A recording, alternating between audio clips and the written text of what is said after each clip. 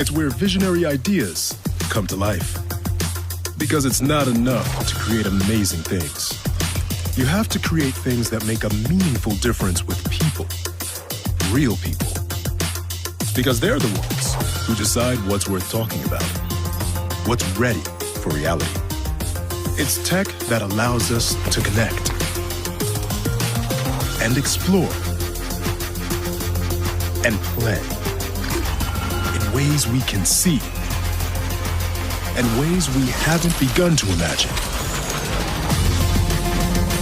And here, right now, is where we'll discover the ideas that will change our lives for the better.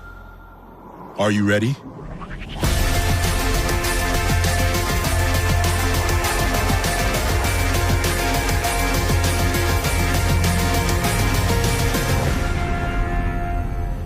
Ladies and gentlemen, please welcome the President and CEO of the Consumer Technology Association, Gary Shapiro.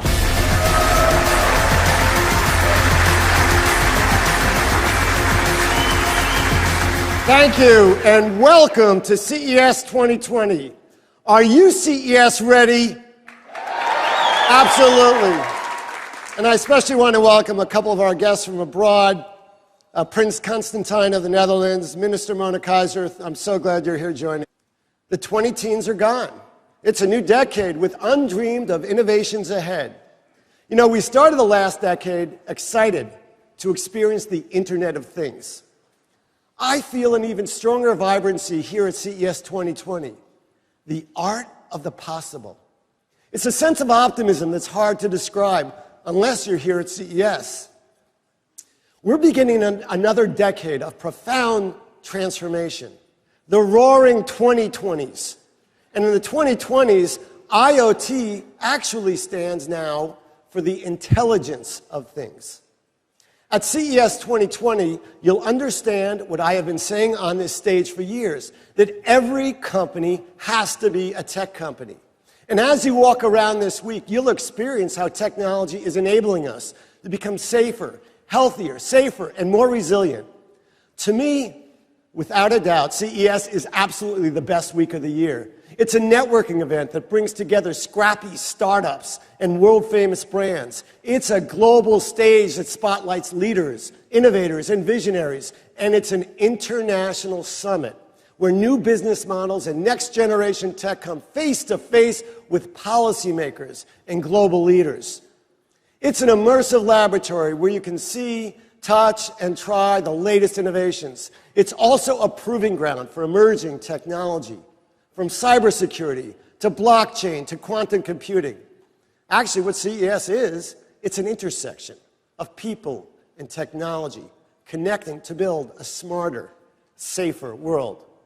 Now, last night, we had a couple of keynotes that provided a glimpse into this exciting future.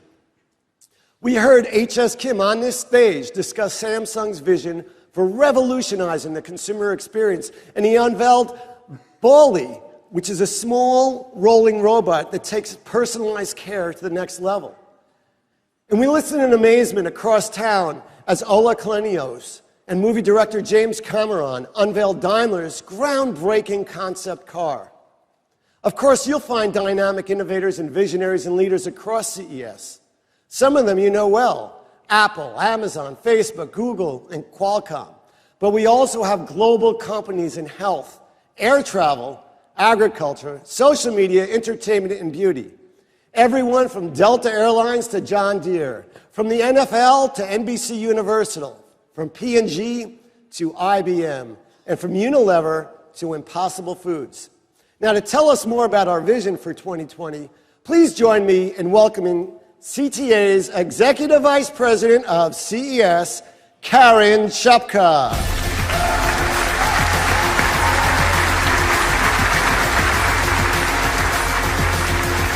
Well, thank you, Gary. Good morning, everyone. I'm so thrilled to be back here in Las Vegas. You know, there is nothing that comes close to CES. It's so much more than a show. It's a true ecosystem. And it's the world's most influential technology event. Everywhere we tell you this, and every year we tell you that this is going to be our best show ever. And the interesting thing is, every year it's true. This year we have more than 4,400 exhibitors, 1,200 startups all throughout the show. Every major and emerging industry is represented in the tech ecosystem from more than 160 countries, regions, and territories. And I keep using the word more because everywhere you turn, there's more to see, there's more to learn, and there's more to inspire you. The ideas and technologies around you this week are life-changing, including some from companies and industries that actually you might not even think of to see at CES. We have American Express and Twitch. You're also going to see technologies from the University of Notre Dame and the University of Texas. And you're even going to get to see a flying car from Pegasus. We also have an incredible lineup of keynote speakers for you this week. These leaders are going to prove that every company is now a tech company. And you're not going to get a lineup of speakers anywhere else in the world. CES is also the single best networking event imaginable. In fact, we estimate that attending CES saves executives 3.4 billion miles of business travel each year. That's 3.4 billion miles. And each attendee averages over 33 meetings over the course of CES. This is where the world's biggest brands do business, and they meet new partners, and the sharpest innovators hit the stage. And we're so proud to highlight this year our extensive diversity and inclusion programming. We're committed to CES being inclusive. Thank you. CTA is so committed to CES being an inclusive and welcoming for all event. And we're focused on three key areas. The first is in partnerships. We have the Female Quotient, who is our official equality partner of CES. So please be sure to check out the FQ Lounge, where they're having great programming throughout the week. We also have a second group of programming that we're running this year called the Innovation for All program. And it permeates the show, highlighting the effective, real-world business cases for creating diversity and inclusion that helps drive innovation. Our third area is in engagement. And CES and beyond, CTA brings together the entire tech ecosystem to share solutions that help encourage a more diverse and inclusive industry. Last year on this very stage, we announced a $10 million investment in funds that invest in women and diverse founders. You know, research shows that diverse leaders and diverse teams help make decisions and reach greater results. I'm so thrilled to say that we've already awarded grants to 4 funds, and we expect so many more exciting announcements in 2020. We also launched CTA's Diversity and Inclusion Working Group, which now includes 40 CTA member companies. Well, now I'd like to talk a little bit about what else you're going to see this week at CES. You know, CES is the home to the breakthroughs in technology that touch every aspect of our lives, from our homes to transportation, to work, and everything that's in between.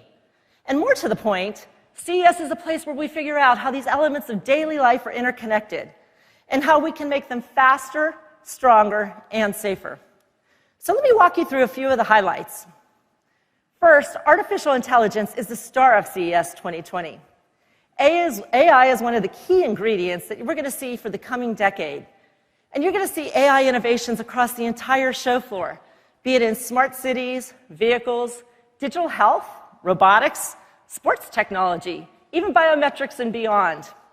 You're also going to find 5G connectivity innovations throughout the show. 5G is a critical ingredient and platform technology. It's the ability to deliver access and information anywhere, anytime that's enabled by the 5G connectivity that's really going to help drive innovation. And once again, CES is the hub for 5G.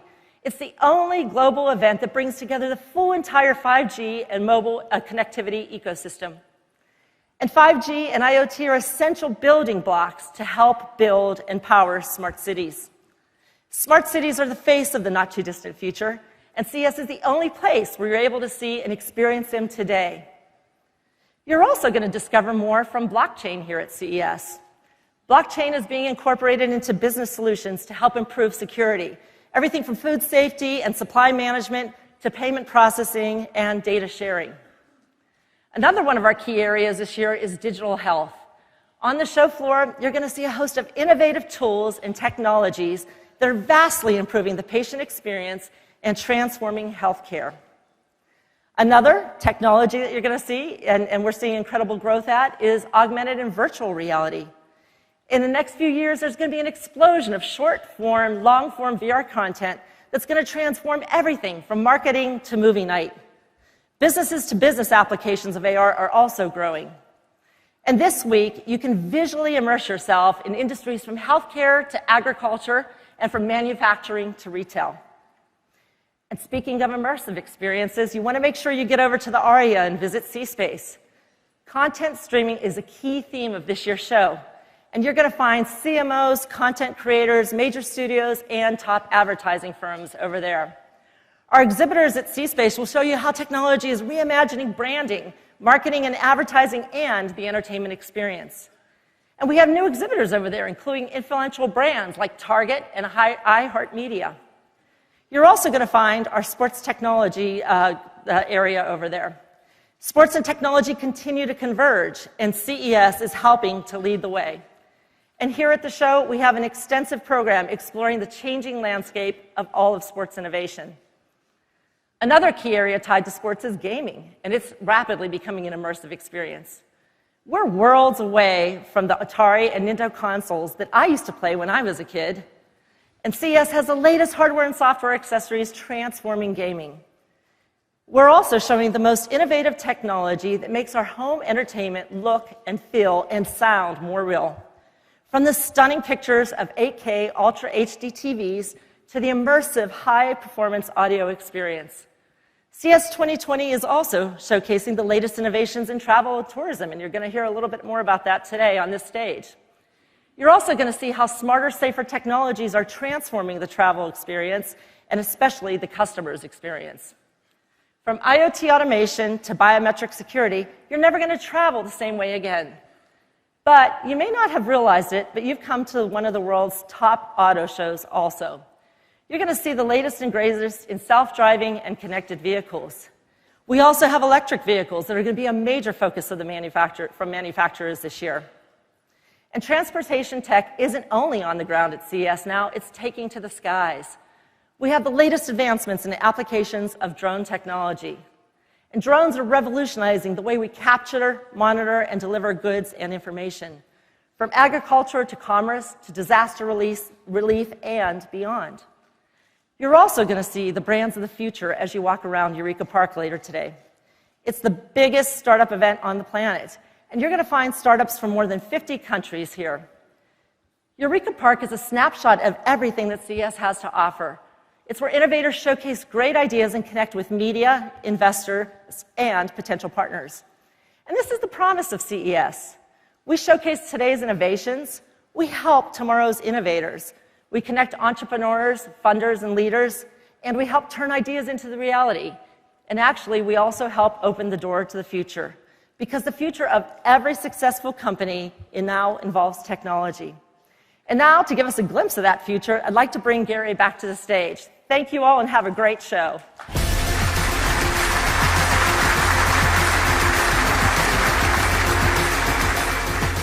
Thank you, Karen, for giving us that glimpse of the future and what you'll experience this week. It is amazing. Think about it. All of these technologies, from AI to 5G to digital health, they all hold the promise of a better future for people all around the world. And all of us here at CES have an incredible opportunity to actually shape that future. But the fact is, for all of us to flourish, we must engage and actually listen to each other. We have to reach across industries. We have to reach across political parties, and we have to reach across international borders. At the Consumer Technology Association, what we're trying to do is to engage with other sectors, other countries, policymakers from both sides of the aisle, and we want to get results on important key issues that'll shape our future for the decade ahead. Last year, we actually issued privacy principles for personal health information. These are unique voluntary privacy guidelines about your health and wellness data. We also formed a new technology and standards group on robotics, smart energy, and self-driving vehicles. And we launched new standards committees on AI and cybersecurity. We also still believe in trade. We push so hard for the new NAFTA. And what that agreement does, thank you, Michael Petricone, this will help guarantee open trade among the US, Canada, and Mexico. And what it does is provide a solid platform for trade and also investment in innovative technologies. Now, we hope the U.S. Senate will quickly pass this agreement because it passed the House. Now, the consumer tech industry is, of course, active in other areas. We are committed to addressing climate change. Last year on this stage, I announced a new program. We will track the progress on how our industry emits greenhouse gases, and we'll recognize companies committed to shrinking their environmental footprint. Well, we've just released our first report monitoring the progress we made, and we're also noting our areas where we need improvement. If we can track our progress, it will help us find better ways to protect our planet. Our industry also has a laser focus on digital health technology. Tech innovations enable us to enjoy healthier lives and better monitor our own wellness. They deliver better outcomes at lower costs. I mean, the fact is, let's face it, we are aging rapidly as a population. We have actually frozen in the U.S. a number of doctors. And digital health will deliver the care that we and our families need as costs rise and as we have limited healthcare providers. Digital health will reduce in-person visits and patient travel. It will also provide immediate access to the best health information in the world. At CTA, we like to keep score. We like to measure. So what we're doing is we are tracking where innovation thrives best. We are measuring how well countries and states support innovation. And our research shows that human progress thrives in certain areas, where governments are open to new ideas, where people enjoy freedom, and where environmental stewardship is a priority. Last year on this stage, I announced our expanded International Innovation Scorecard. We graded more than 60 countries across 25 indicators. It's very transparent. It's all on our website. 16 countries received our top honor, Innovation Champion. We'll unveil our next international scorecard on this stage at CES 2021. But today, we're unveiling our 5th edition of CTA's U.S. Innovation Scorecard. Since our last U.S. scorecard, internet access improved in every state, and self-driving vehicle testing and development have taken off. But we've added new criteria for 2020. We're looking at how well states welcome 5G connectivity. We're looking at how well they support apprenticeship programs that help build our workforce for the future. Well, I'm thrilled to announce that 15 states earned our highest ranking, Innovation Champion. 2 of them are represented here by top governor and lieutenant governor, the Governor Sununu of New Hampshire and Lieutenant Governor Gilchrist of Michigan. But thank you for joining us today, and congratulations. But there's also 5 states from America's heartland that joined this year's Innovation Champion ranks: Indiana, Iowa, Minnesota, Missouri, and Nebraska. And another 10 states improved their rankings since our last scorecard. I want to congratulate all our Innovation Champion states, because what you do as a state helps you compete and attract entrepreneurs, businesses, and innovators. Now, last year, we launched CTA's new book, Ninja Future, right here at CES. In that book, I argued that we're entering a new era of innovation, and the only certainty is disruption. This can lead to anxiety and unease about the jobs of the future for a lot of working people. And during a meeting, actually, in March at the White House last year, I realized that the book was actually missing something very important, and that is our industry's responsibility to prepare workers for this disruption. So here at CES 2020, we're launching the paperback version of Ninja Future, and there's a new additional chapter discussing pathways to new and better jobs of the future. Our industry must, of course, focus on the future of the work, not only because it's the right thing to do for workers, but we need the workers also that have the skills for our industry. How we train our future workers and retrain our current workers is very important to us. And as a sign of our commitment, CTA is taking strong, concrete steps to ensure a future workforce.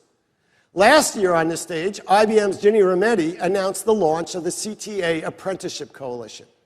We now already, in less than a year, have some 40 CTA member companies engaged and committed to creating and scaling apprenticeships for new-collar jobs nationwide. Last May, CTA signed the White House Pledge to American Workers. That's a pledge for companies to commit to training their workforces. So far, more than 60 CTA member companies have pledged a total of 2.5 million education and training opportunities. And that's about 20% of all the opportunities that the White House has received in terms of pledges. The future work has to be a priority for the entire tech sector. Now, this week, there'll be some 200 international policymakers. They'll be here discussing many workforce issues and others. In fact, many of them are in the audience here today. We actually have a dedicated Future of Work conference track and programming. And what I urge you to do is go to these panels, listen to the experts, look for answers about building our workforce. It's such an important issue. It's gotten a lot of attention in the media leading up to this event, and I think it's worth focusing on. If we can't lead the world in innovation, if we can't access the skilled workers we need, we're not going to do well as an economy, as a country, and also preserve the very fundamental rights that we believe in as a democracy, the freedoms we expect as Americans, and others that are our allies in Europe and Japan and Australia and elsewhere. The right to access the internet, the right to freedom of speech, the right to actually have choice in voting. All these rights and choices are really, really important that we preserve. And it's about the workforce of the future. It's about us succeeding and surpassing in innovation. It's an enormous contest, if you will, that's going to be going out in the future between our way of looking at liberty and human freedom and others. And I want to bet on my children and my grandchildren that they'll inherit what we have, which is the freedoms we love. The fact is the pace of change is unlike anything we've ever experienced. And it is unsettling for people. And it's undeniable that easy access to information and technology by both the good guys and the bad guys has reshaped policies, politics, and even politicians. Of course, there are endless opportunities to use technology for good, but we know that every innovation, from fire to the wheel to the telephone to the automobile to the computer, has the potential for misuse. And it's understandable that some policymakers and people and loud voices want to slam the brakes on innovation. But as old institutions and ways of life change, we adopt the new. We can't be paralyzed by fear. That's not who we are as human beings. We can't fall into the trap, thank you. We can't fall into the trap of thinking that this is the best that we can do, as we do in almost every era, because we could do better. We can't settle for today, because tomorrow holds so much promise.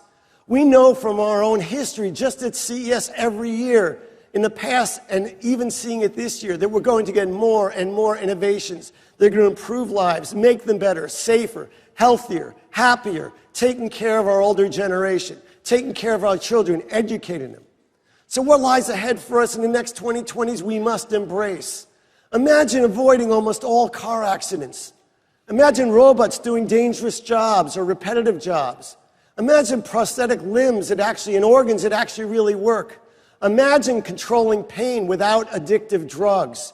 Imagine healthier, safer, more productive, and longer lives.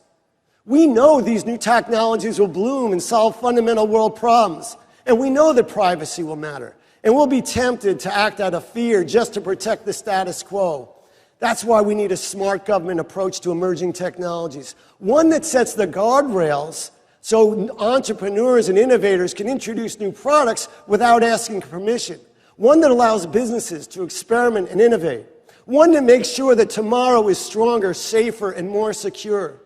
We have to look at what we've already learned and done and built. And we have to take the best of it and use it to inform what we do next. And that's what CES is about. It helps us think through the implications and promise of all our innovations so that we can all thrive.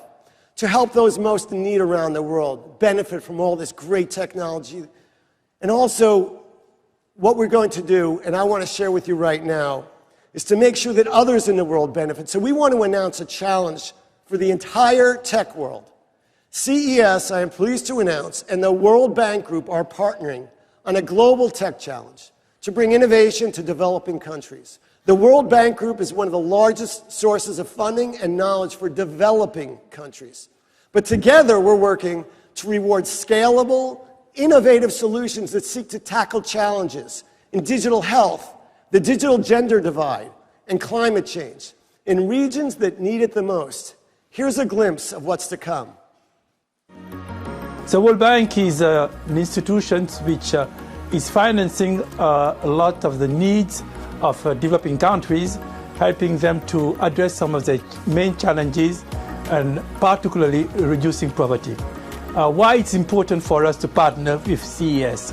It's important because technology, it will help a lot of countries to really address their developmental challenges and to be able to reduce poverty. We are together trying to launch this challenge, which will help finding adequate solutions for developing countries, particularly in the area of health, of climate change, and try to reduce the gender gap.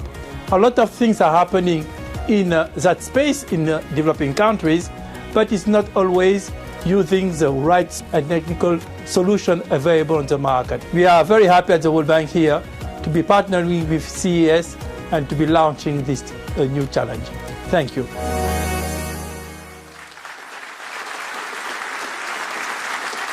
That's great. We're very excited about that. Okay, our first challenge and focus area that we're launching today is digital health. We're asking you and your companies to find solutions that speed the adoption of health tech innovations in East Africa. The challenge finalists will have access to a pool of up to $1 million in funding, and they will be able to tap a robust network of health systems and potential users and buyers of technology. Selected companies will be paired with local partners in emerging markets.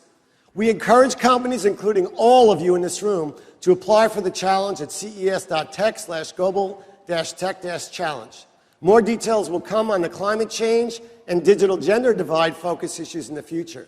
But we will announce the challenge finalists at CES 2021. But at CES 2020, you'll find the hope, the opportunities, and the potential of the 2020s. I have some advice for you this week. Get inspired by talking to some of the 1,200 startups in Eureka Park. We have more than 300 conference sessions. Listen to the panels and speakers, even those that may be outside of your area of expertise, because that's where new ideas grow and innovation occurs. Introduce yourself to someone from another company, another industry, another country. You'll never know where you'll find your next challenge, connection, or inspiration. You know, serendipity is a valuable hallmark of CES.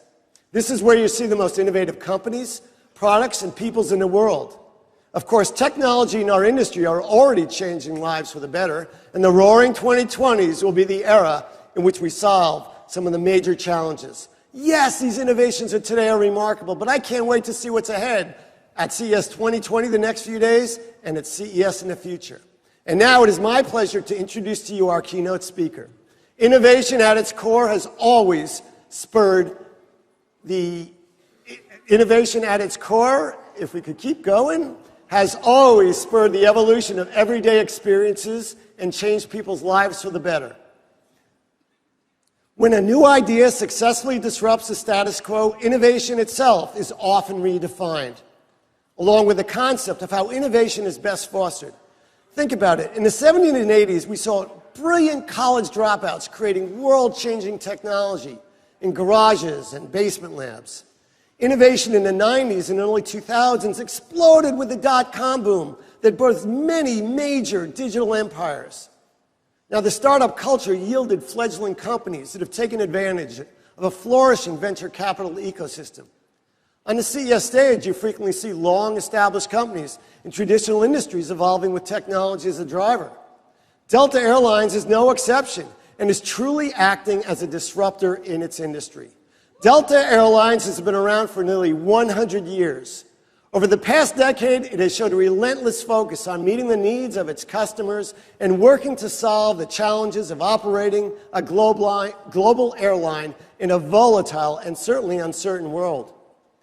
Organizations globally have praised Delta for its efforts and commended its strategy of putting its people and its culture at the center of its business.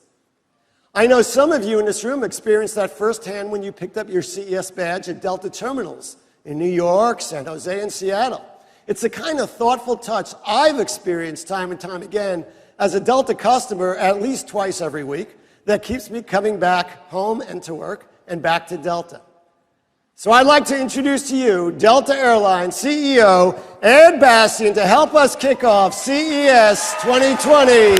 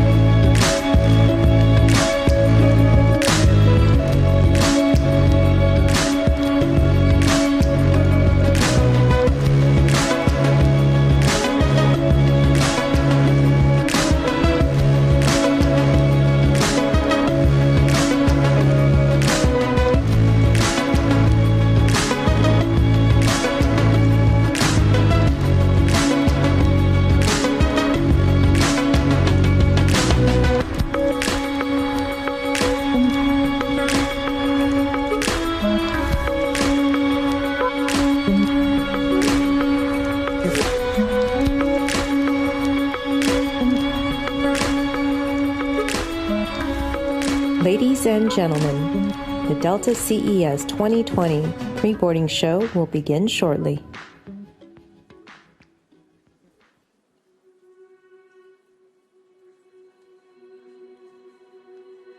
Now, I'd like to introduce to you, ladies and gentlemen, those who can hear me.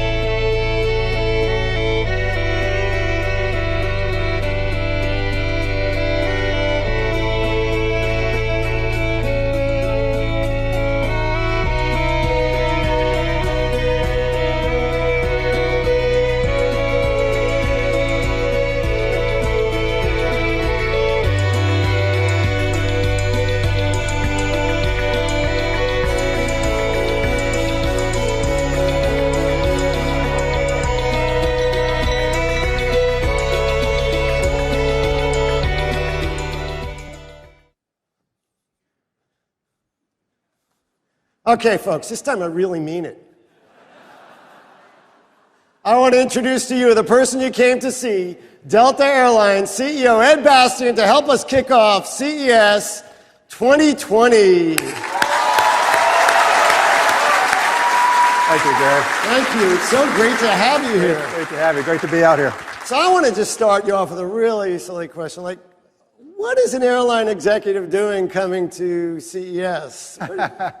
Well, that's a great question, Gary. And first of all, we are honored to be at CES, so thank you for this invitation. But you do ask a great question. Why is an airline here delivering the opening keynote at CES? And to answer that question, you have to look back more than a century when technological innovation brought the life-changing magic of powered flight to our world. And we're here today because we still think that the gift of flight is the ultimate innovation. It allows people to connect across vast distances. It opens up opportunities that simply aren't possible without a human connection. And it brings the world closer at a time we need to be closer more than ever before. Now, most of you flew here to Las Vegas quickly and safely. And whether you flew an hour from LA or 20 hours from Shanghai, it was the magic of flight that brought all of us here together. It wouldn't be possible to be here without flight. And as aviation soars into its second century, we see technology as the tool to advance our mission of connecting people and creating opportunities. Now, we're not in the business of chasing shiny objects or technology for the sake of being cool. At Delta, our focus is on applied innovation. And we're dedicated to solving your travel problems and making your journeys and your lives easier and less stressful. And at Delta, we have a vision for getting there. So today, you're going to see what travel will look like in 2025 and the steps that Delta is taking to bring it to life. So let's get started. Romeo X-ray time 1740, the altimeter 3020, clear taxi line Bravo.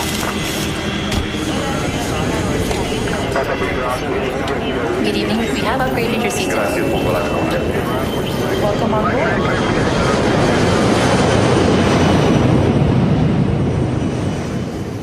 It's been our pleasure to serve you today, and enjoy your stay wherever your travels may take you.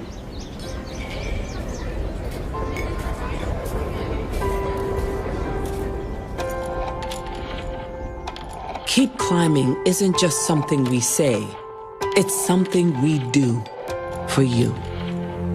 We're here 95 years after our first flight because of our relentless drive to build a better way to fly. And as complex and technical as running the world's most reliable airline is, the way we do it is simple and human.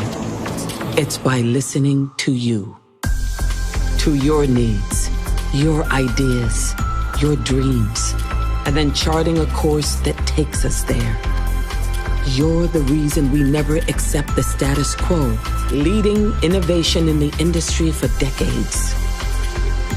We solve for your pain points, harnessing emerging technologies to enable advancements like biometric boarding and real-time bag tracking. We perfect your experience, investing in your comfort and your happiness. You are why the best team in the world gives their best every day. Curiosity fuels us, innovation propels us, humanity lifts us. So we never look back. We only keep climbing.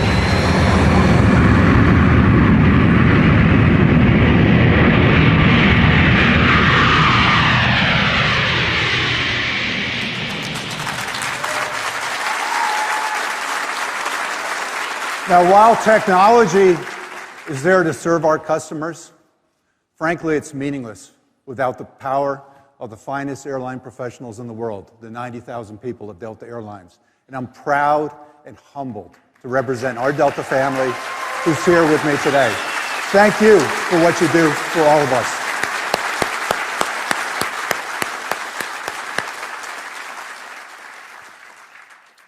After the dark days of September 11th, keep climbing was our rally cry as we rebuilt our company. And it was the power of the Delta people, their passion, their dedication, and their ingenuity that rescued our airline. And we've come a long way since. Today, Delta is the largest, most awarded airline in the world, thanks to our people who are the Delta difference. And we know there isn't a silver bullet to creating great airline experiences, but what we do know is that humanity is a great North Star. We've had to build the tools and the consumer trust to take us where we want to go. In the past 5 years, we've invested billions to turn Delta's technology from what had been a vulnerability to an award-winning digital advantage. And what has that done? It has given us tools like real-time bag tracking, biometrics for faster boarding and shorter lines. And we get a lot of fresh ideas through partnerships with entrepreneurs and with startups. You're going to be seeing some of that today. We're working with startups who are pushing the envelope, like CarePod, where they're working to carry and monitor our pets safely and humanely from gate to gate. And that's my little guy up there. His name is Oliver. Isn't he a cutie?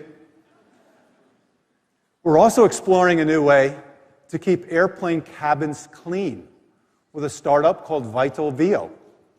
They make antimicrobial lights that safely and constantly sanitize surfaces without impacting people.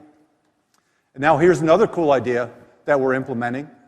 We're recycling plastic waste into the blankets that we have on board. In fact, we put one of those recycled blankets in every seat for you today, for you to keep and take home and use here, because it can get chilly in this auditorium. And 2 of the blankets have an extra surprise in them. A pair of tickets to fly in Delta One, our most luxurious cabin with flatbed seats, to any destination we serve worldwide. If that's not magic, I don't know what is. So take a minute and look inside your blankets and see who the winners are.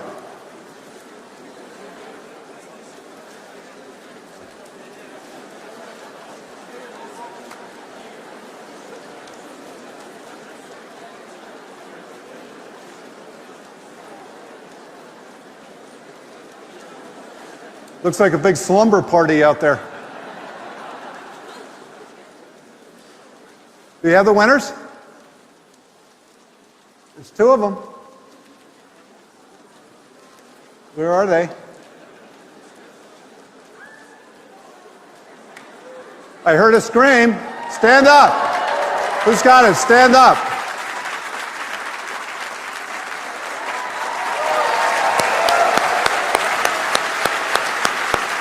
Do we have another? Where's the other one?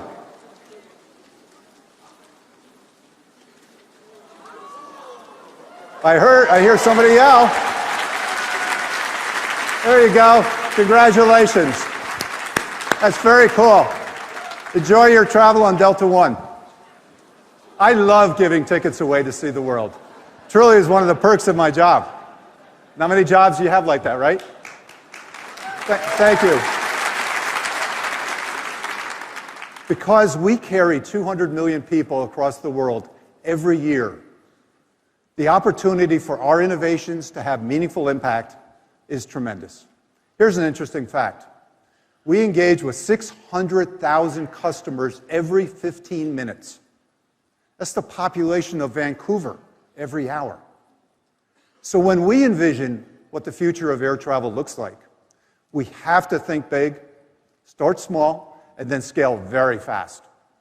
The opportunities to better connect people across the world are truly endless, and technology will help us do it even better. So I'd like to spend a minute talking about the fundamentals of our business. We're proud that we've become the most reliable airline on the planet. We've canceled cancellations. We've eliminated involuntary bumping. We've created the most effective baggage handling system on the planet. But we're not satisfied with meeting those basic expectations. Oh no. We want to exceed them. And that's what sets Delta apart. A great example is the security line. The amount of time that you spend in that line has a big impact on your travel experience. And that's why we decided to partner with TSA, Clear, and Customs. In fact, we're an early investor in Clear to make wait times shorter and more predictable. We've made a lot of progress using everything from biometric technology to computed tomography scanners. These tools help create a smoother, less stressful experience, even on the most difficult travel days. It's still not perfect, of course, and we know there's much work to be done. Most of you flew to CES, and I know there had to be some moments of stress along the way, especially if you did not fly in Delta.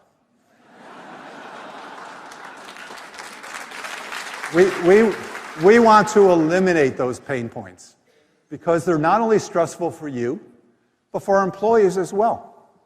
So to talk about how we're eliminating those stress points, I want to introduce someone who's on the leading edge of that effort.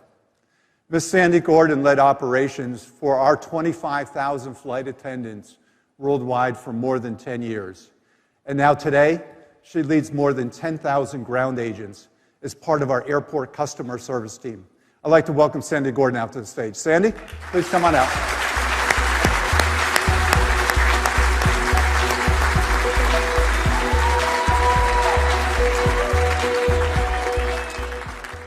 Sandy, we all experience stressful moments when we travel.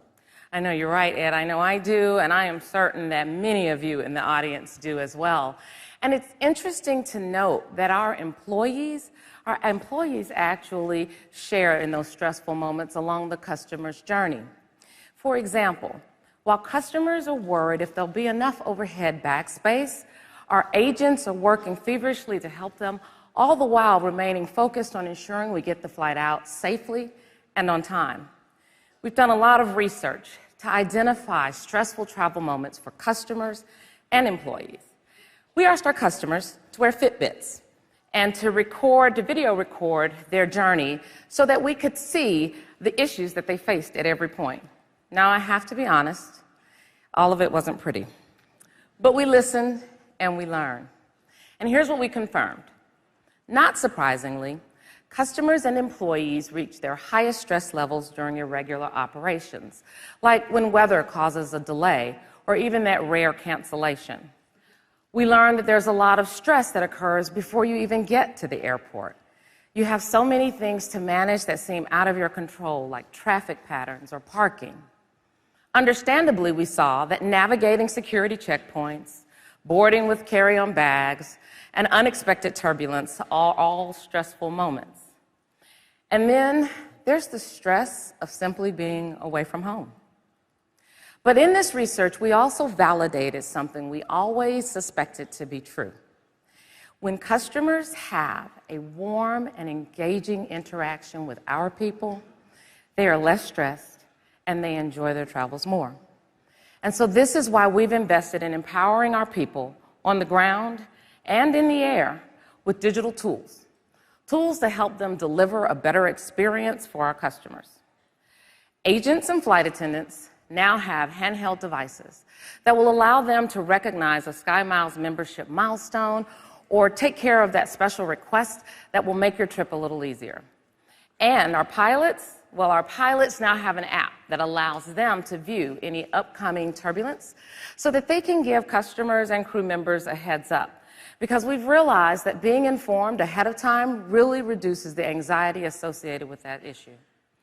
So these are just some of the great examples of how we can combine the power of technology with the human touch of the Delta people to reduce stress and transform the experience. And Ed, I have to tell you, my stress level has come way down because I'm turning the stage back over to you.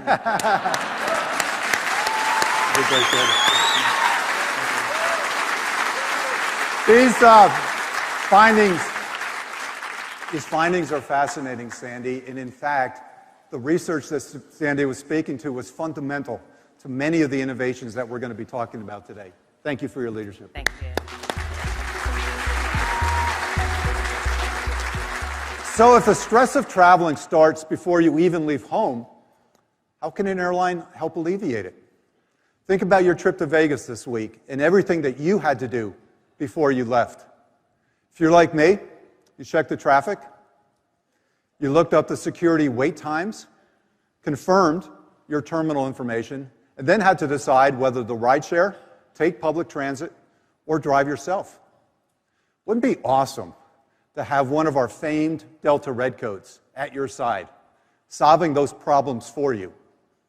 Well, since that's not possible, what's the next best thing? We think it's the Fly Delta app. It's already a top-rated travel app, and we know when customers use it, their satisfaction increases by double digits. But our ambition is to do even more. Let's take a look at what Fly Delta could do for you in the future. I'd like you to meet Sloan. We're going to follow her on a trip today, just a few years ahead of where we sit now. No matter where the journey takes you, Delta is with you at every step to keep you informed, anticipate your needs, and connect all the dots.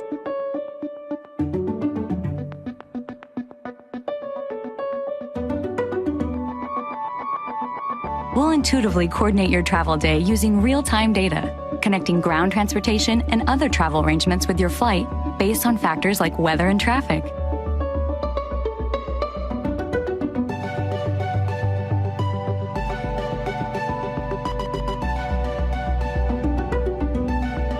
You can start watching select in-flight entertainment from the moment you check in.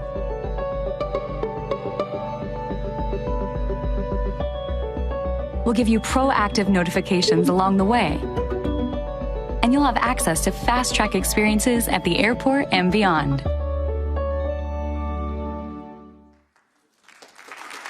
We have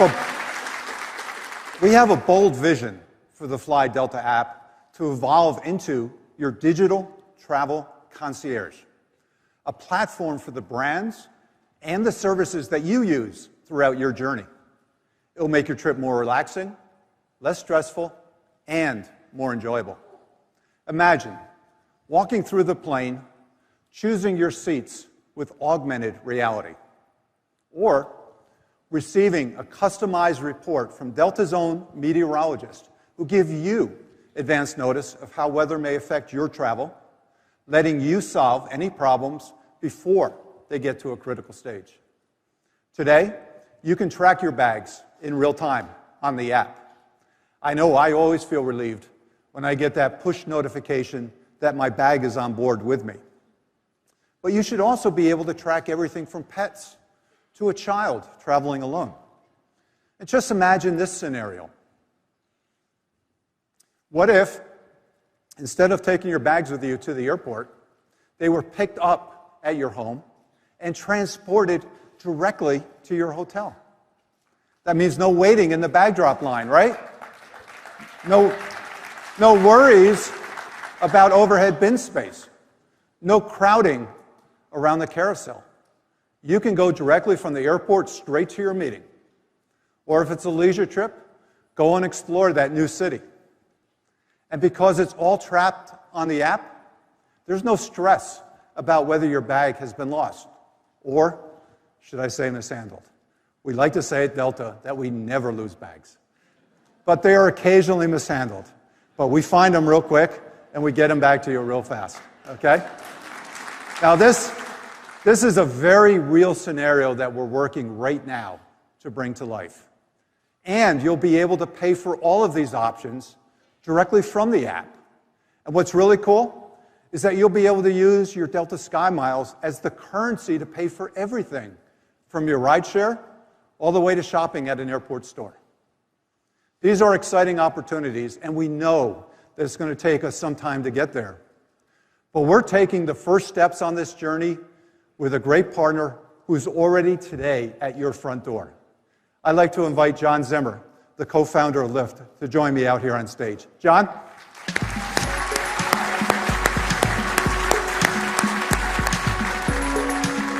John, great to have you.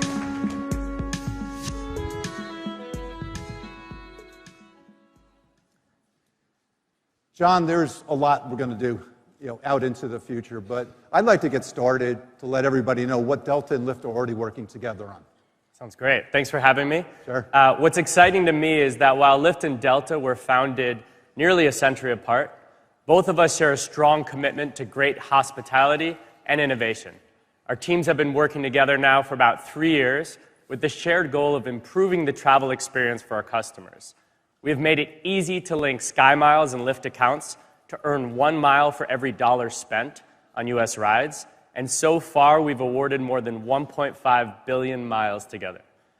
And this week, we will be doubling the miles you can earn on rides here at CES, and I'm happy to say I flew here on Delta and had a great trip. That's great. I'm always pleased to hear that, John, and I have to say I took a Lyft to the hotel from the airport myself, and I'm going to be looking for those double miles in my account. You got it. Now, there's no question our companies, our people, are bold innovators and born collaborators. And now we're ready to take the next step in the collaboration to make it even more meaningful for all of our customers. So what do you see as the biggest opportunity as we work together to transform the Fly Delta app into a true digital concierge? So for me, I think about my personal experience. I have 2 young daughters, and when I'm with my family, there's always a ton of excitement for the upcoming travel, mixed with some stress along the way. Think about all the planning you had to do for CES, dealing with traffic, security, unpredictable lines. And what we're looking to do with Delta is remove as many of the stresses as possible from travel and actually bring much more joy to the experience. So a few things I'm specifically excited about. First, when you need to head to the airport and request a ride, we want to automatically take into consideration things like flight delays, bad weather, and traffic based on real-time data from Lyft and Delta. And when you're leaving the airport, Lyft now offers Fast Match. So instead of going to a hectic pickup area, you can use a unique security code to match with the next available driver that pulls up. And if you want to upgrade your ride, like a larger or more premium vehicle... That's what I did. Nice. We want to help you do that with Delta SkyMiles. So as we look to the future of travel, it's clear it's going to be multimodal, and that's cool because that's the foundation of our partnership. Tell us a little bit about your vision for multimodal travel over the next few years. Sure. So our vision is that Lyft will provide all of your transportation needs in one place, in one app. So in addition to ride-sharing, we now have the country's largest network of bikes, with New York City hitting a record 100,000 rides in a single day. Wow. We're also testing an incredible car rental experience, currently live in San Francisco and Los Angeles. And we encourage public transit with live schedules right in the app. And we're just getting started. Here in Vegas, Lyft has one of the largest self-driving services in the US, with more than 75,000 rides completed already. You can actually get a self-driving ride right now on the Strip. And while we bring all forms of transportation together in one place, I'm most excited about how both companies share a strong belief in embedding values and service into the work we do. For Lyft, we've built out transportation access programs across the country to make it easier for people to get access to healthier food and a job interview. We're also at Lyft committed to sustainability. Our goal is to make every ride 100% electric. This year, we partnered with the governor of Colorado to make one of the largest deployments of electric vehicles in U.S. history. And it's really exciting to think about how our partnership with Delta can deliver on making travel a much more enjoyable experience. Well, John, thank you for being with us today. It's inspiring to see your vision for the future and how well they line up and integrate with ours. Thank you for being a great partner. And thank you for joining us today. Thanks again. Thank you, John.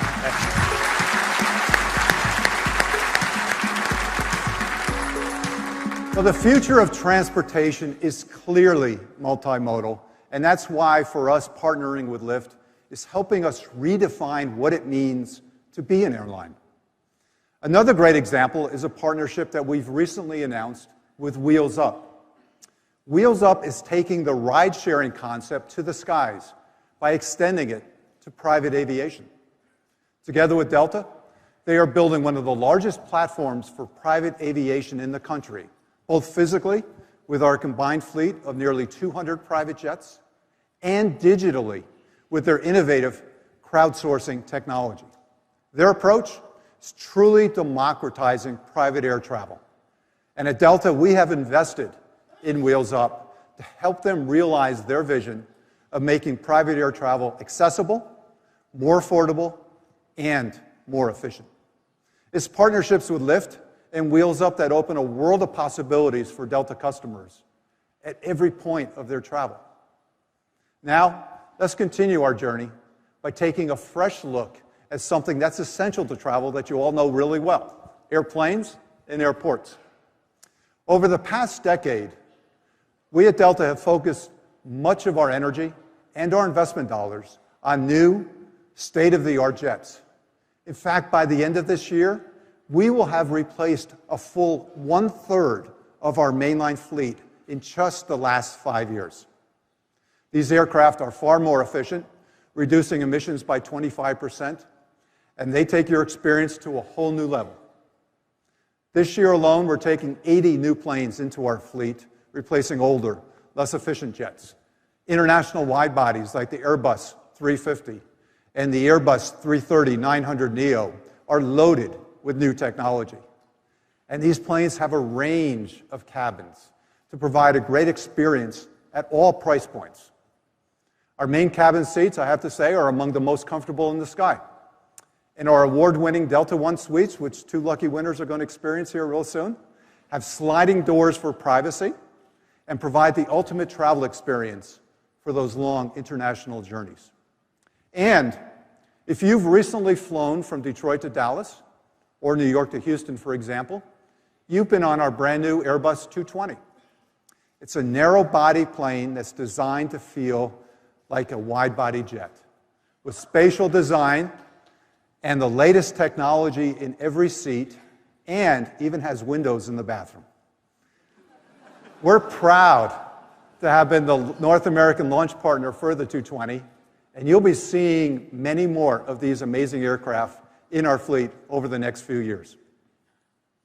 We've made great progress transforming the in-flight experience, but now it's time to bring that same innovation and ingenuity to the ground experience. We've all spent time in outdated airports, designed for a bygone era of travel, and a new vision is long overdue.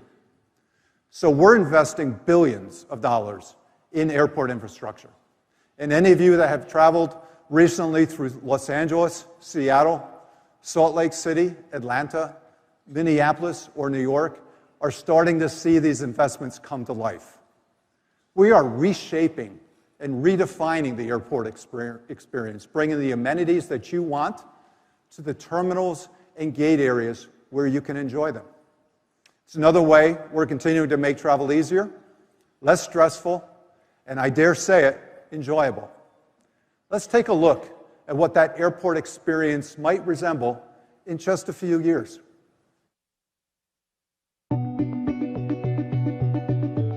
Welcome to an airport designed for you. Biometric technology lets you breeze through every step faster. Permanent bag tags enabled with GPS let you see where your bag is, anytime, anywhere. You move through security seamlessly without ever stopping. The whole experience feels more personalized. Parallel reality displays show you only the travel information that's relevant to you. Yours.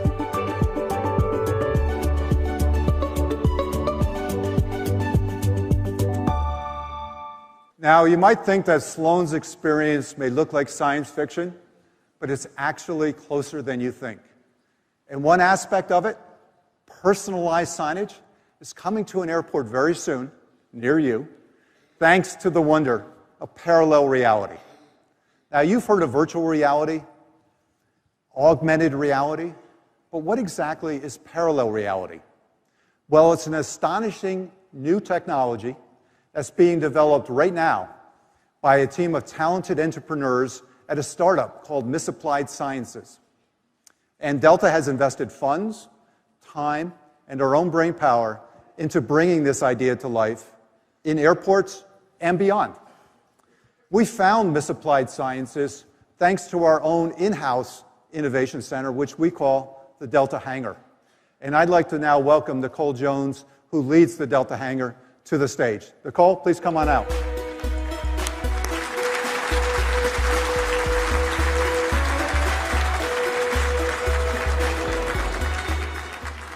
And let's also bring out the CEO of Misapplied Sciences, Albert Ng. Albert, can you join us?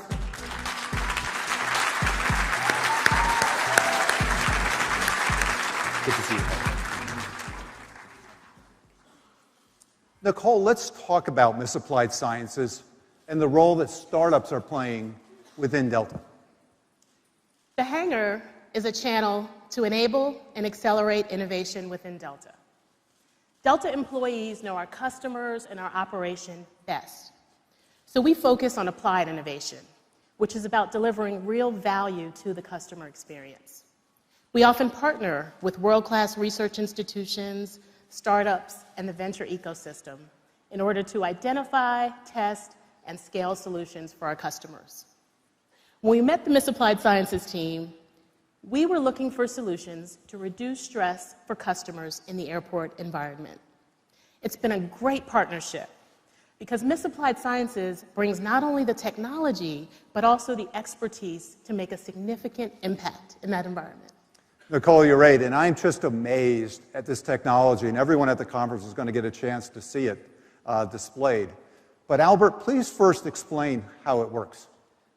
Thanks, Ed. It really does seem like science fiction, doesn't it? Sure does.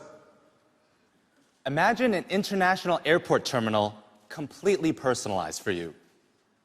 Imagine walking up to a giant flight board, and instead of a list of 100 flights, you see only your own flight information. And in big letters so you can see it from 50 feet away.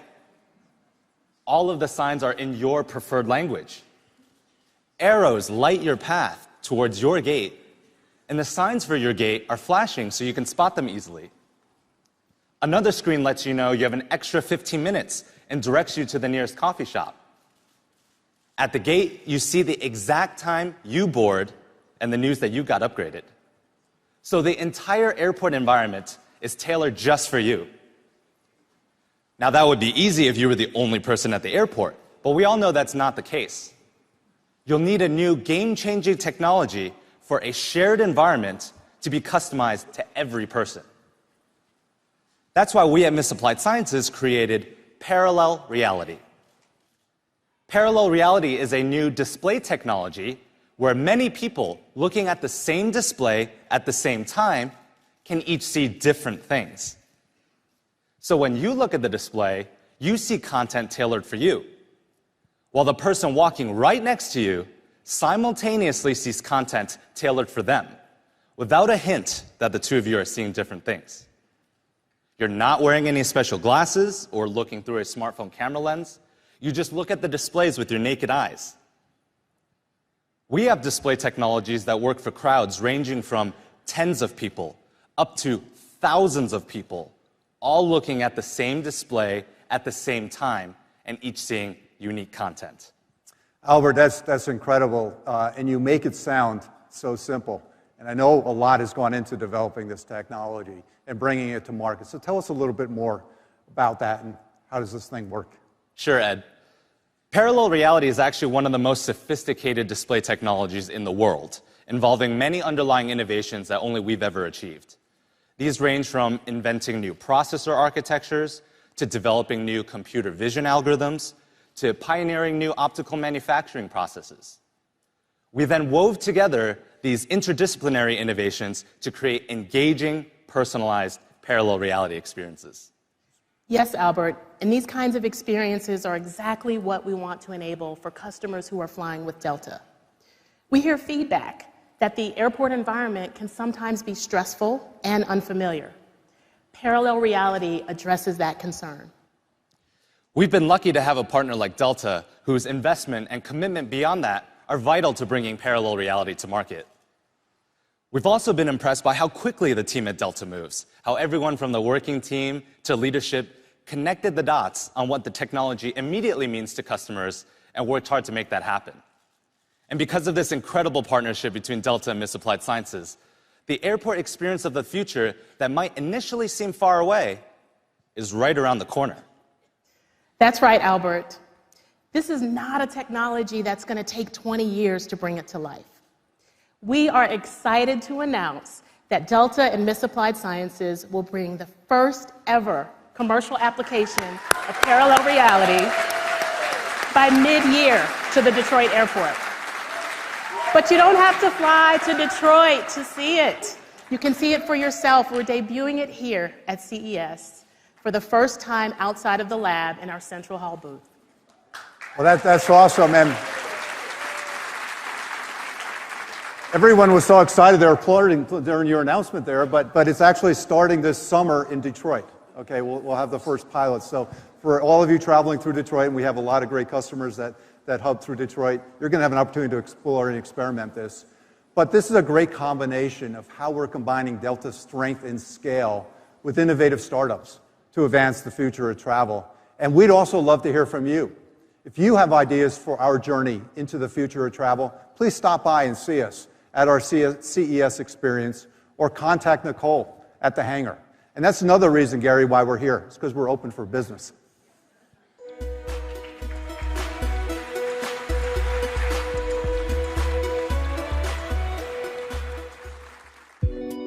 In an airport designed for you, terminals and gate areas are welcoming and more relaxing.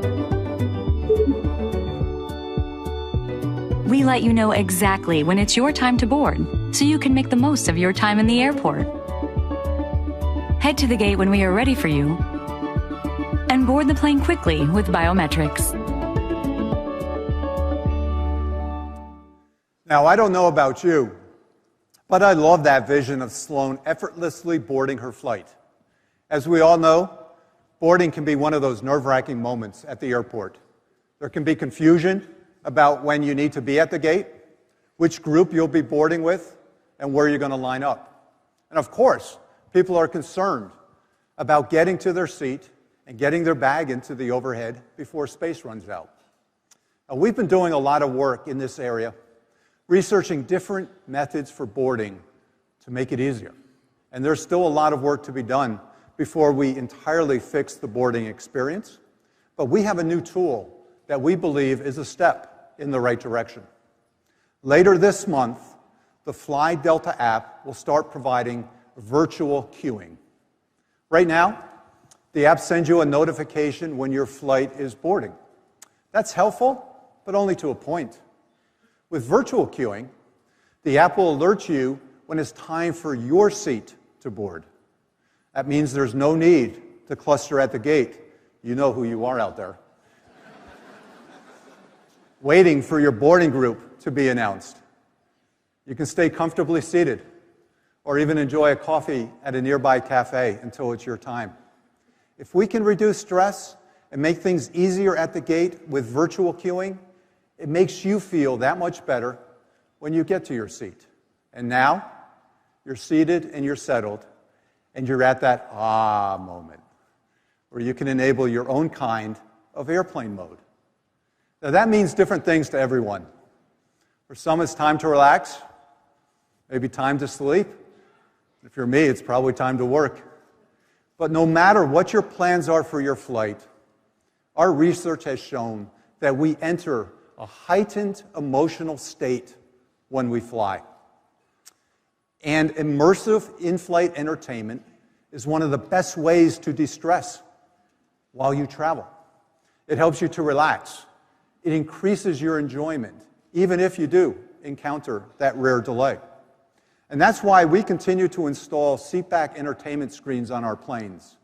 And we even turn them on before we leave the gate. You'll have a personal seatback screen on over 80% of our Delta planes, more than any other airline in the world, and we continue to install more every single day. And I can speak from my own experience. In our busy lives, sometimes the only time that you get to watch a movie is when you're flying. So many of us discover great films or artists while we're soaring above the clouds. For me, I won't forget watching Bohemian Rhapsody on a trip last year. Queen songs are stuck in my head for weeks. Artists, directors, and studios are realizing that Delta flights are becoming a platform to reach new audiences with their films. One such film that you may have heard of is The Farewell. It made big waves at Sundance this past year. And just the other night, it won a Golden Globe. And it's generating a whole lot of Oscar buzz. And now I'd like to welcome out to the stage the writer and the director of The Farewell, Miss Lulu Wang. Lulu.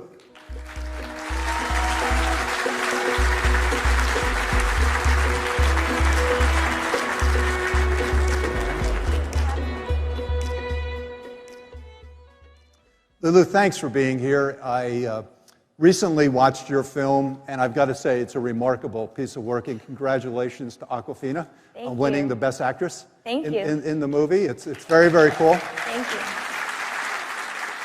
One of the things I loved about your film is that it's so relatable. You know, we all have complicated family and cultural dynamics that we navigate every day. Why is it important to tell these kinds of stories? I think it's really important that the stories we tell and that we hear and see represent the landscape of our country, of our world. You know, it expands people's points of views, and it allows us to see that stories transcend language and culture and nationality. You know, when I was first pitching The Farewell, I kept being asked, is this a Chinese film or an American film? And the truth is, it's what I am, which is neither and both, you know? And so it was such an incredible experience this year last year, I should say, that having the film out, and so many people were saying, you know, I'm not Chinese, I'm not even Asian, but this family is my family, you know, this grandma is my grandma, and so I think we need more stories like that. We absolutely do. And there's a lot of commonalities in what we both do. You know, we try to bring people together through connections and create connections, you through storytelling, at Delta through travel. So let's talk about your own travel experiences and what does airplane mode mean to Lulu? Well, first of all, I've been traveling with Delta for a very, very long time. Thank you. I'm a very loyal customer, not just because I'm here, because my family lives in Atlanta, and I have my status with Delta. Status is important. Which is very important. And, you know, I think that airplane mode, for me, is really about self-care. It's the one place where I can say, oh, I'm sorry, I couldn't respond to those emails. You know, I just was up in the air, and people seem to forgive that, even when there's Wi-Fi. But I just, you know, love to zone out and watch a film, and it's the place where I can watch the films that I haven't taken the time to watch, you know, something romantic and something maybe that's seen as a guilty pleasure and not as like a, you know, research film or something. Right. And lately I've been wearing face masks on the plane with my glasses over the face mask, so I get a lot of weird looks, but, you know, I feel like it's truly one of the few spaces that's just you time, and it's important to do the self-care. Yeah. Well, that's really important, and I can relate because some interesting research was done by one of our partners recently about the fact that people are more likely to cry when they watch a movie on a plane, even if they watch the same one on the ground and don't cry, because you have a totally different reaction in the air because of your elevated emotional state. Have you ever noticed a difference in your movie watching when you're on a plane, and what does that mean to you as a director? Yeah, well, first of all, I cry a lot on planes. They just, every time I'm on a plane, I cry. Because, you know, when my family first immigrated to America, that was our first major plane journey. And when I went to college, I was on a plane. And so I feel like there's something really symbolic about planes. It takes you away from something, but, you know, towards something else, something new, something potentially unknown. And so definitely it's an emotional experience, and I've noticed that other people feel that way too. They have an intimacy with the screen. And as a director, that's really all you can ask for, is for an audience member to be fully engaged in the story, and, you know, they're not going anywhere. Right. So it's a very intimate experience. And recently I was on the flight and The Farewell was playing, and I saw someone crying, and I really wanted to go up to them and be like, hey, I made that movie. I didn't do it. And just to see their reaction, I didn't do it, though. I didn't do it. That would have been pretty cool. So in addition to the accolades that The Farewell was receiving, it's also going to qualify for the Reframe Stamp. Reframe Stamp is for gender parity in television and in movies. And can you tell us a little bit about Reframe and why that's an important distinction that our audience should be aware of? Yeah, absolutely. It's a really important time for women everywhere, and, you know, particularly right now in the entertainment industry. So Reframe was founded by Sundance Institute and Women in Film. It's a coalition dedicated to achieving gender balance in film and television. I'm super glad that Delta is such a supporter of Women in Film and Reframe, because these organizations really supported me in my career. They have workshops, they have mentorships, and that's so important to have people who believe in you and who continue to support you in whatever way you need as you're coming up. Thank you. We love the cause. We're a partner with Women in Film and Reframe through a $125,000 annual contribution that we make to support female and diverse voices. And this year, we're providing an additional $100,000 to that campaign. But even more important than that is we're creating the first Reframe channel on board our aircraft. And it's going to house a range of movies. It's going to house a range of movies and TV shows that have earned the Reframe stamp. And we have 600,000 customers traveling on Delta every single day. So the exposure for Reframe will be massive. That's really great. I'm super excited that people can watch not just The Farewell on Delta, which you can, so please do, but, you know, other films that have the Reframe stamp. And I really appreciate the work that you guys are doing to bring more diverse content to people around the world. And one last thing, while we're talking about the future of entertainment, the thing that I love to do I don't know how you guys feel about this, is when I travel with a partner, I really want them to watch the same film that I'm watching and watch it at the same time. So, if there's a button or something that you can make to allow us to sync our movies and hear it at the same time, so that we don't have to go 1, 2, 3, which is what I do now. Go. That would be really cool. Lulu, that's a great idea, and it's something that we're definitely going to bring to our team. And the good news is that we've got the technical opportunities and capabilities to go solve those types of issues. Thank you for being here with us today. Thank you. Good luck. Wish Lulu good luck with the upcoming award seasons and the Academy Awards. We're going to be cheering and rooting you on. Thank you. Thank you.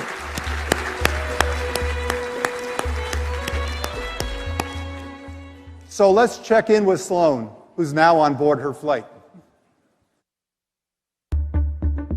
Your flight is still you time. You can be as connected or as disconnected as you want. Enjoy free Wi-Fi, sync your devices to your seatback screen, multitask, or simply let us entertain you. Order meals to be delivered to your arrival gate,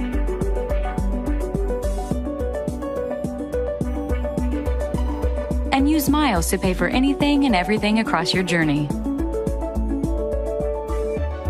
Even connect with other passengers on your flight.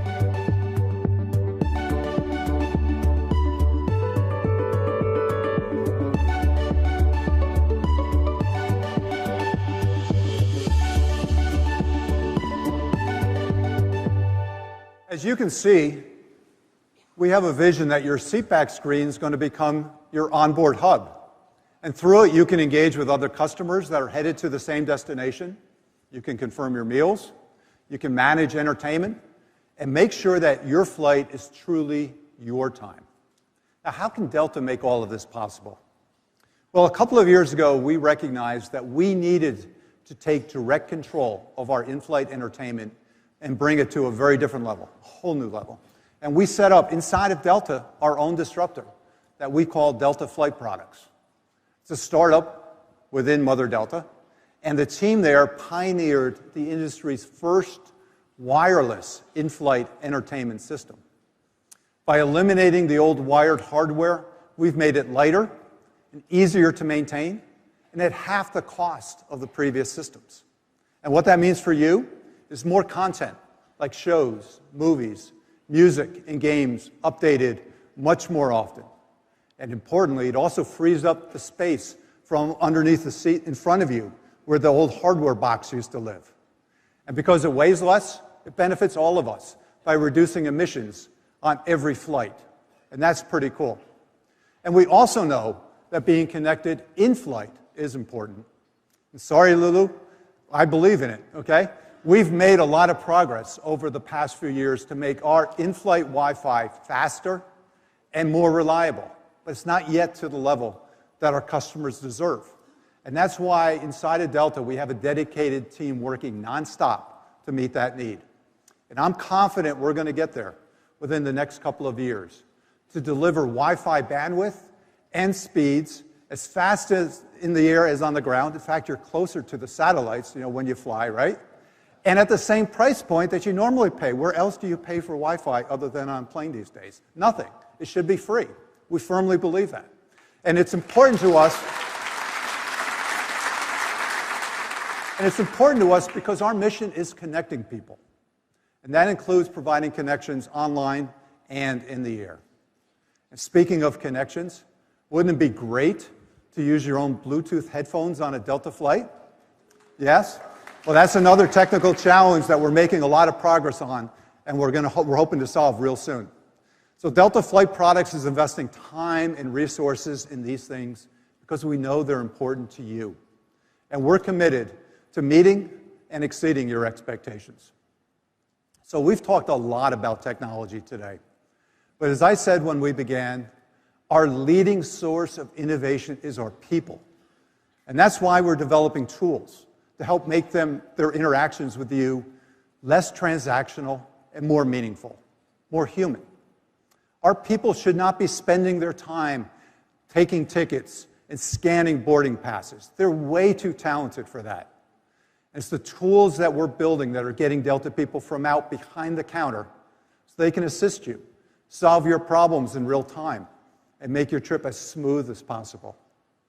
And new technology is also being developed in our operations center and in the cockpit, helping to ensure a smoother, more reliable trip, even in tough circumstances. And here's just a few examples.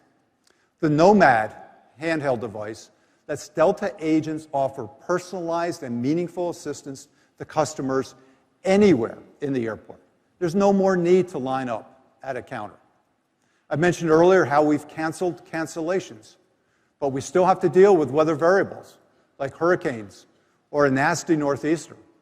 And that's why the team in our operations and customer center is developing the industry's first machine learning platform to help ensure a smooth operation, even in extreme conditions. This system uses operational data to run scenarios and project future outcomes while simulating all the variables of running a global airline with more than 1,000 planes in the sky. It helps our decision makers quickly make the right call in real time, and you can see a display used and actually test it at our CES Experience Center. Another focus we have is on turbulence. We are seeing more and more instances of it, and it has a very real impact on our customers and on our employees. As Sandy mentioned earlier, we have been able to reduce the impact of turbulence with the Flight Weather Viewer, which is an app developed by our very own Delta pilots. It visualizes turbulence and other weather hazards along the flight path. Using it, pilots can adjust their course more precisely, decreasing CO2 emissions by tens of thousands of metric tons a year. And it also helps our pilots give real-time updates to travelers while they're in the air, in advance of encountering turbulence. And they can also let them know how long we expect it to last. Having that information to our customers is another way that we can reduce stress. But for all our employees do for you, we embrace our responsibility to take care of our employees very seriously, to take the very best care of them. And in 2018, Delta announced a partnership with Sarcos to advance groundbreaking exoskeleton technology. It's going to make our employees safer and better able to do their jobs. Let's take a look.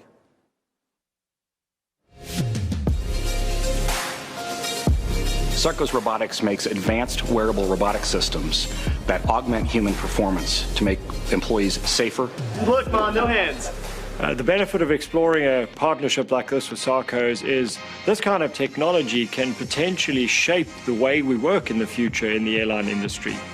It is just another example of how we use technology to further empower our people. Robotics is a growing industry. We're an innovative company. We want to stand on innovation. Well, imagine if we could turn our team members into superhumans, giving them superhuman strength, superhuman endurance, the ability to safely lift a lot of weight. Delta is about safety. So to be able to be hands-on with this, it tells you how much they care about the employee. But to actually be able to see it and feel it and have hands-on, you really get a big picture of what the company is trying to offer. We looked for companies that were the clear leaders in technology adoption, in innovation. Delta was the natural fit. We've been providing them our thoughts and ideas about how their technology can benefit us as an airline. We'll be working very closely together to harden the technology and get it ready for commercial deployment. We're amplifying any force that you put in there by 4 times. In the full robot, when it comes to production, we're going to aim for 20 times. We were lifting 30 pounds. It's really simple when the robot's doing all the work. It's lessening the load on your arm. So a lot of the stuff that you think you can't do, the robot's doing for you. It's exciting to see how we'll be able to use it in the workforce. Hopefully with this new exosuit, it will help prevent a lot of injuries that may happen. More people have opportunities to stay in their current roles longer because they can do the job longer. You know, we have employees who love what they do and would love to do it forever. This technology can actually help that. Now, I've always thought of our people as superheroes, but now they can be superhuman as well, right? You guys want to see the exoskeleton? Let's bring the exo on stage. Fletcher, come on out here.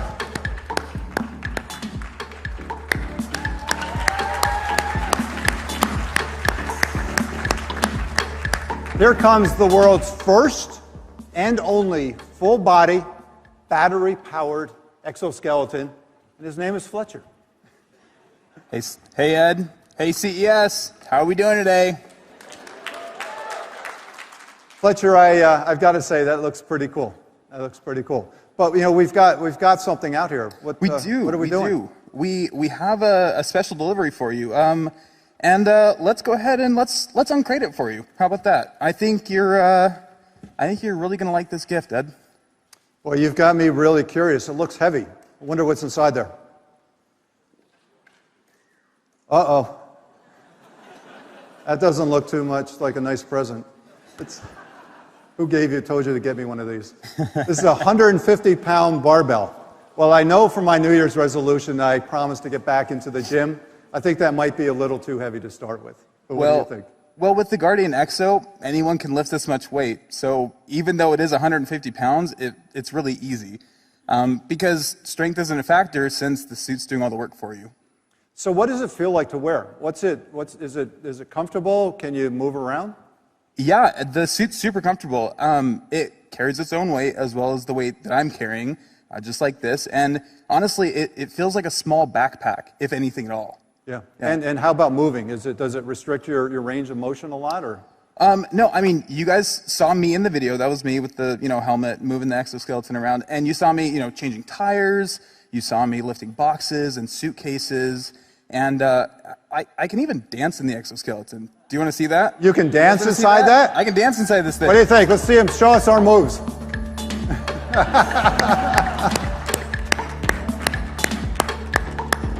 That's pretty good.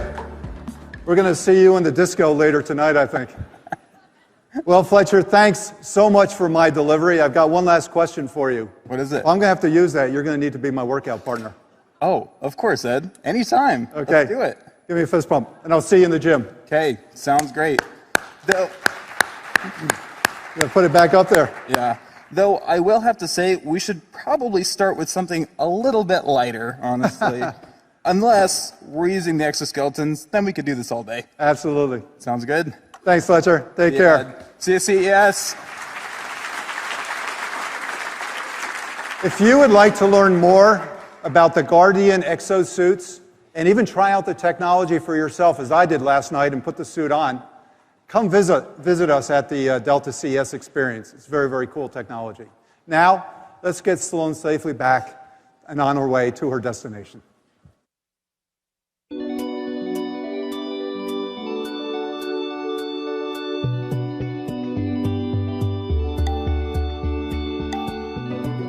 Even after you've arrived, our work continues. Because at Delta, we know getting you here is only half the journey. We'll be there every step of the way to make sure traveling isn't something that stresses you, but something that delights you, empowers you, and lets you connect with the people and places that matter most.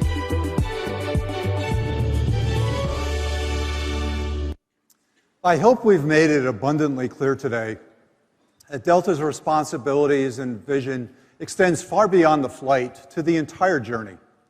And by creating a seamless experience, we can help travelers look up and connect with the world around them while they travel.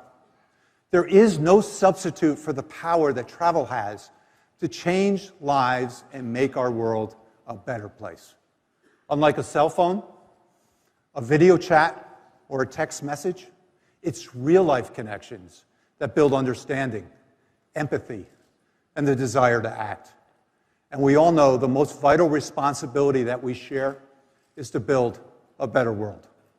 We're also well aware that our future and the futures of generations to come require us to be accountable for the damage that human progress has made to our environment. And at Delta, we take that responsibility very seriously.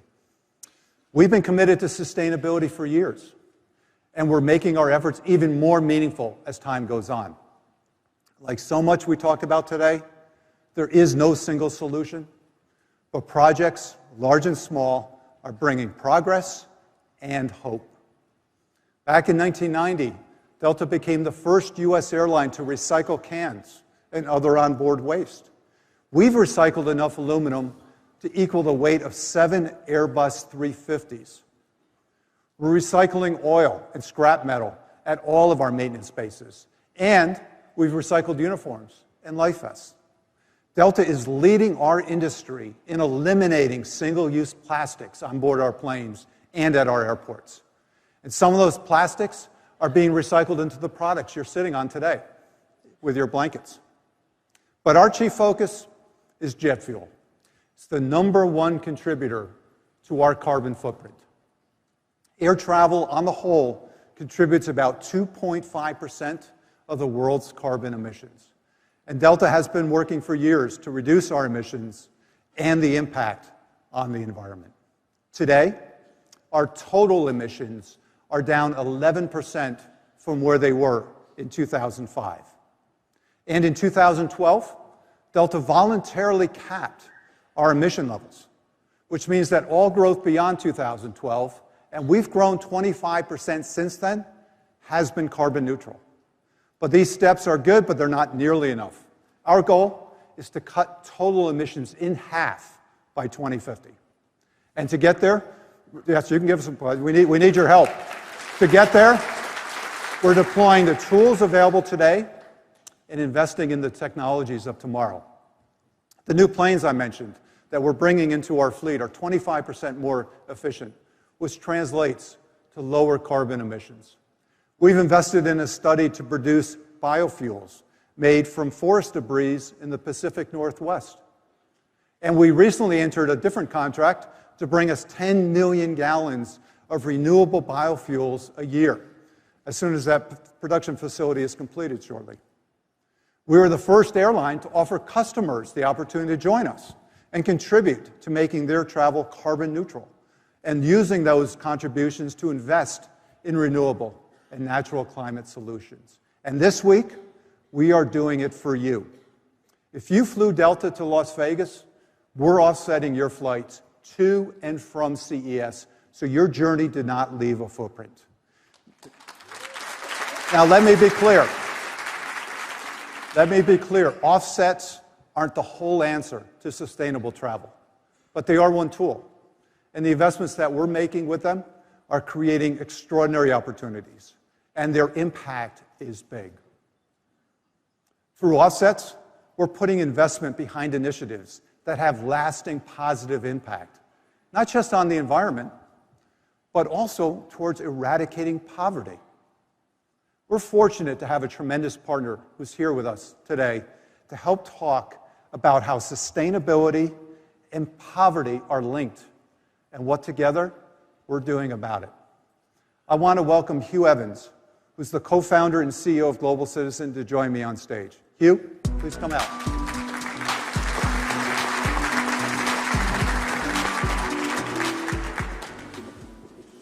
Thank you for joining us, Hugh, and it's great to have you here. Tell us a little bit about Global Citizen. Where did the idea come from, and how did you get started on this journey? Well, thank you so much, Ed. It's a pleasure to be here this morning. All my life, I've been passionate about sustainable development. My journey started when I was 14 years old. In my first year of high school, I started raising money for communities in the developing world. We were an enthusiastic group of kids. We raised more money than any other school in Australia, and I was awarded the chance to go to the Philippines to learn more. It was 1998, and there was one night that changed my life forever. We were taken onto a slum in the center of Manila called Smoky Mountain. It's an entire community built on top of a rubbish dump where the very infrastructure of this whole community revolves around scavenging. And so the kids literally run after the garbage trucks and they try to get bits of scrap metal, piece of food, and things that they can recycle. And that night I was placed in the care of a kid my own age named Sonny Boy. We were both 14 at the time, but where I'd come from, middle-class Melbourne, Sonny Boy, he had tattoos on his forearm because he was about to become his gang leader, and that was his form of initiation. And that night he took me to his house, and we cooked this meal together with some food that I brought with me, but when it came time to go to sleep, we literally lay down on this concrete slab the size of half my bedroom with myself, Sonny Boy, and the rest of his family, 7 of us in this long line. And I'll never forget lying there that night with the smell of rubbish all around us because we're lying on top of a garbage dump and cockroaches crawling all over us.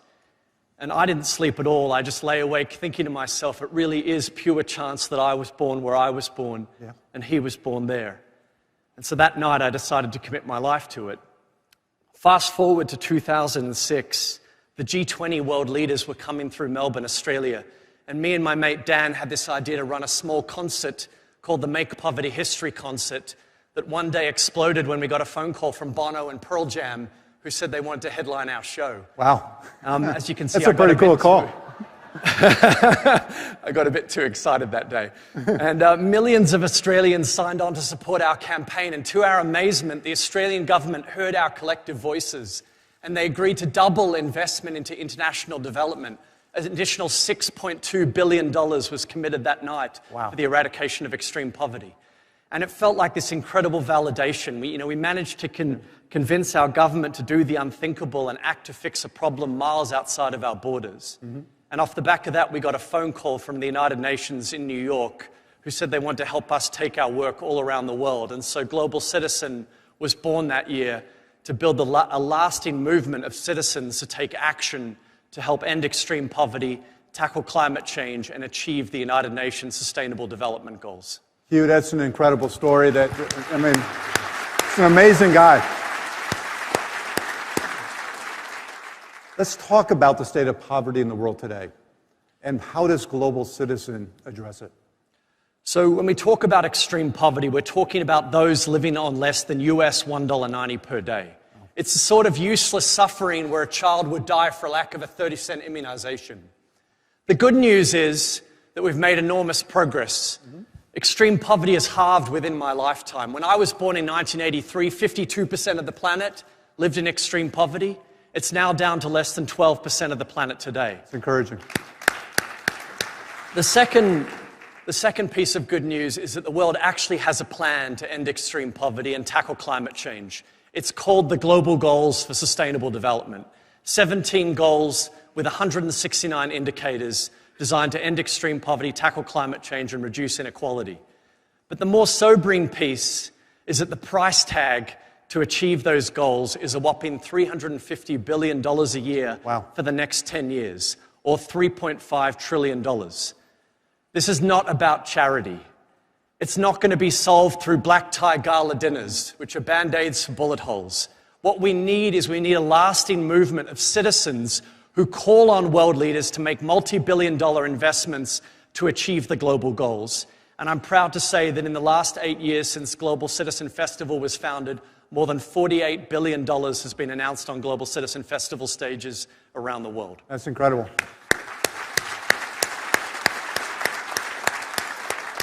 So I know 2020 is a pivotal year for the movement and our partnership. Why is that? Well, Ed, at key moments in history, humanity has come together to achieve extraordinary things. It happened back in 1985 in response to the Ethiopian famine with Live Aid. It happened again in 2005 in response to the crippling debt crisis in East Africa with Live Aid.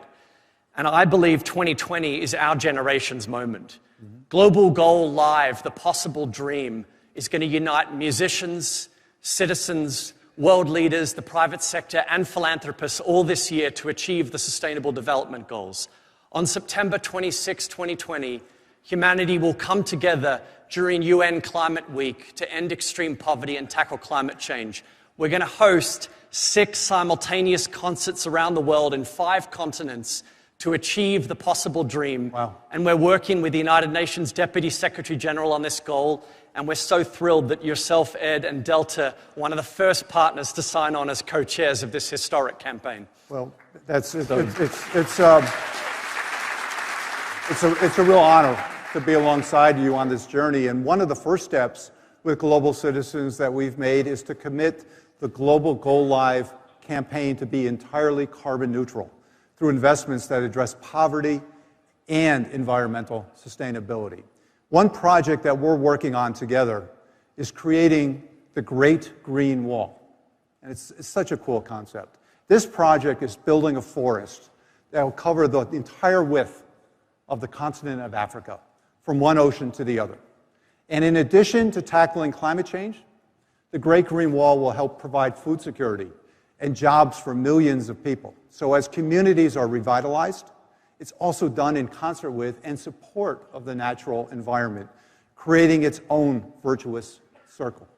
I absolutely love that, Ed. And Delta's carbon offset investments for Global Go Live are going to benefit programs similar to the Great Green Wall, because we know that the forests of Uganda and Kenya are literally the lungs of this planet.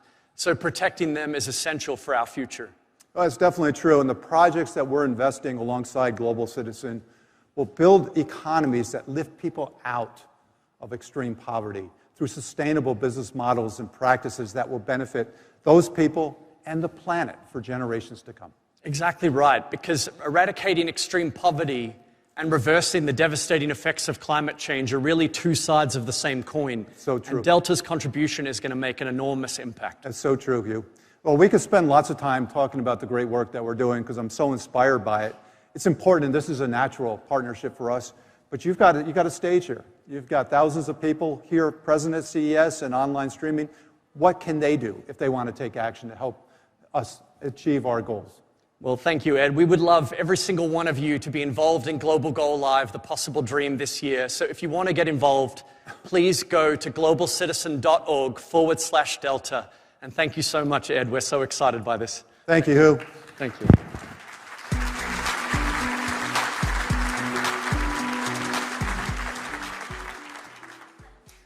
That's a moving story, Hugh, and what a way to close. I hope today has been valuable for you, and I hope you're inspired by the journey that we've shared. Honestly, 5 years ago, I never would have imagined that Delta would be here at CES, charting our path to the future and into the next century of flight. And I am truly humbled by the opportunity to share our passion and enthusiasm with you all. And I hope you can join me and the other 90,000 people of Delta Airlines on our journey to the future of air travel. And as I invite our employees to come up on stage with me, come on up and join me.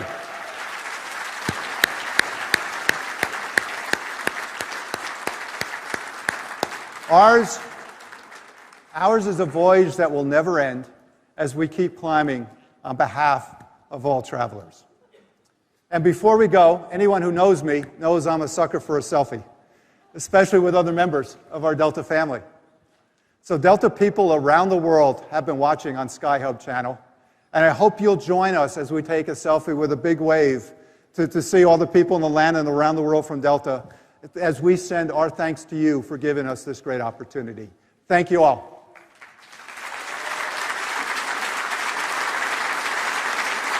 Come on, everybody, join us in the back.